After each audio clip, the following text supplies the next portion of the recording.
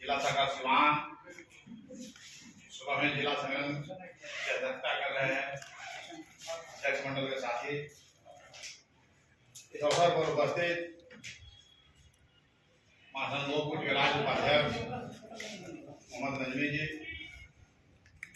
राज्य कोषाध्यक्ष नीतीश आनंद जी, इस अवसर पर उपस्थित बिहार राज्य ग्रामीण कार्य विभाग कर्मचारी यूनियन के राज्य अध्यक्ष अशोक सिंह जी, महासंघ के तमाम वरिष्ठ साथी पुरुष जी, सुभाष चंद्र जी, जिला सचिव भरत जी एवं विभिन्न कार्यालयों से, विभिन्न विद्यालयों से, विभिन्न क्षेत्रों से आए हुए हमारे सीमांत जिला के तमाम पंचायत साथी। सर्वप्रथम मैं अपनी ओर से, अपनी महासंघ की राज्य कमेटी की ओर से आपके तमाम साथियों का क्रांतिकारी अभिनंदन। जैसा कि आप जानते हैं, यह राज्य सम्मेलन, यह जिला सम्मेलन इस परिस्थिति में हो रहा है जहां देश में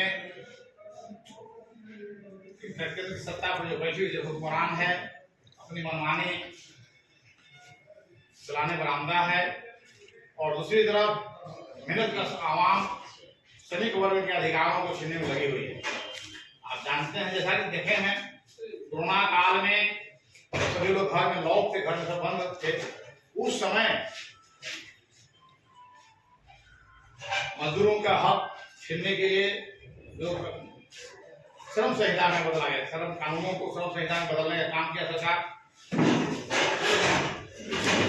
नोटबंदी और तमाम, और उसके साथ साथ जो सरकारी कार्यालय, सरकारी जो तमाम सेक्टर है, तमाम सरकारी सेक्टरों में अस्थायी बहालियां बंद है या इतनी धीमी है कि 50 लाख से अधिक पद जो है सरकारी क्षेत्रों में नौकरी के लिए खाली है।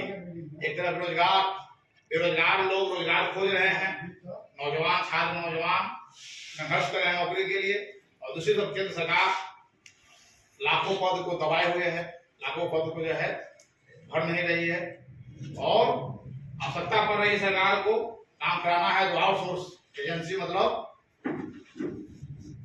को हवाले कर देना है, या प्राइवेट सेक्टर अंबानी अडानी को जो है बहुत बड़ा हवाई अड्डा से लेकर के बड़े रेलवे प्लेटफॉर्म से लेकर के बंदरगाह तक जो है प्राइवेट सेक्टर को दिया जा रहा है।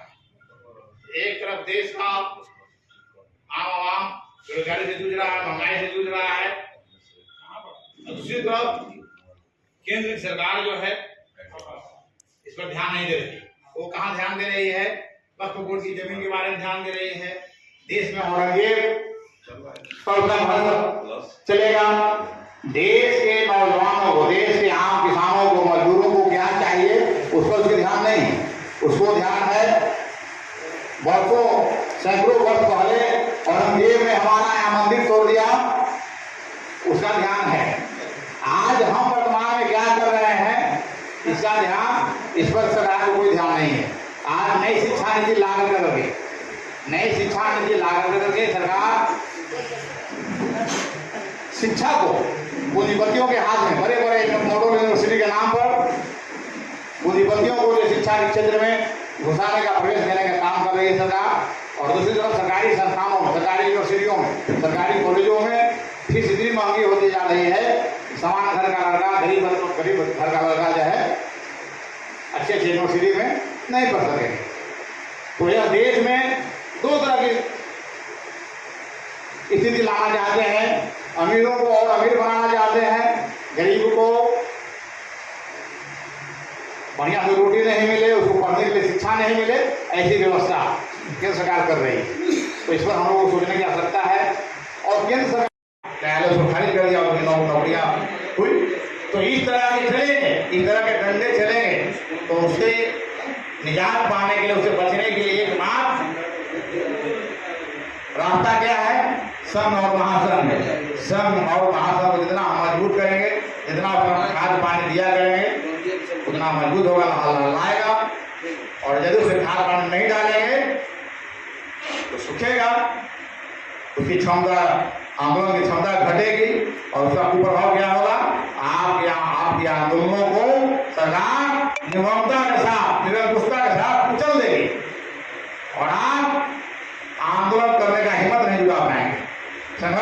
पाएंगे। और देश में जो बैठे हुए, जो राज्य में जो बैठे हुए, जो सत्ता के लोग हैं, मंत्री और अफसर जो बैठे हुए जो लोग हैं, आपको जैसे कहेंगे आपको करना पड़ेगा।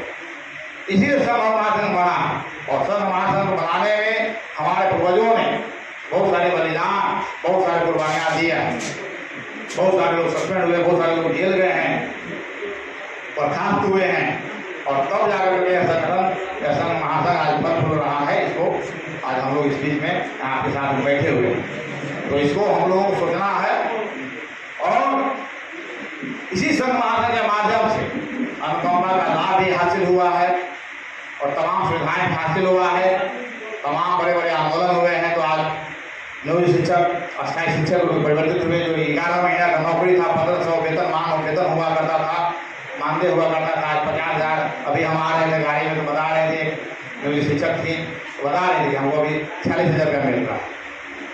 तो 1500 रुपया मिलता था पहले नौकरी में शुरू में, और आज उनको 46,000 रुपया मिल रहा है, और आप अस्थायी हो गए तो और बढ़ेगा। तो यह हम लोगों का आंदोलन और शिक्षक संगठन और महासंघ के एकजुटता का परिणाम है।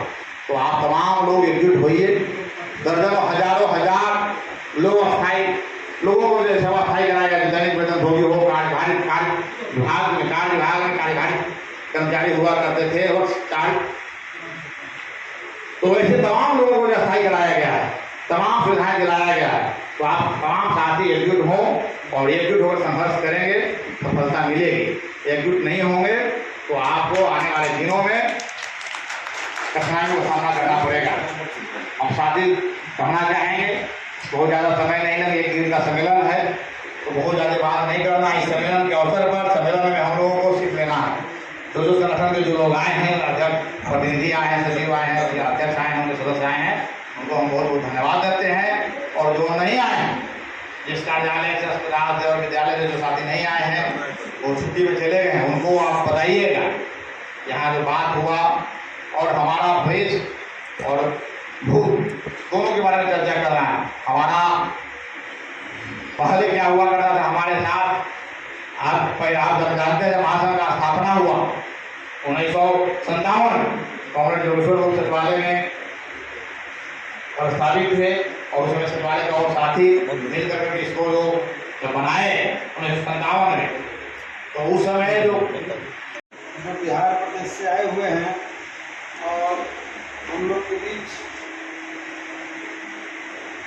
कर्मचारी महासंघ के राज्य अध्यक्ष अशोक कुमार सिंह जी, साथ ही साथ सिवान जिला के हम लोगों के महासंघ के जिला अध्यक्ष साथी भरत यादव जी, हमारे पार्टी के सिवान के लोकप्रिय नेता, गरौली के पूर्व विधायक कामेड अमरनाथ यादव जी, भाकपा माले सिवान जिला सचिव कामेड हंसनाथ जी सहित इस सत्र में उपस्थित तमाम प्रतिनिधि साथियों,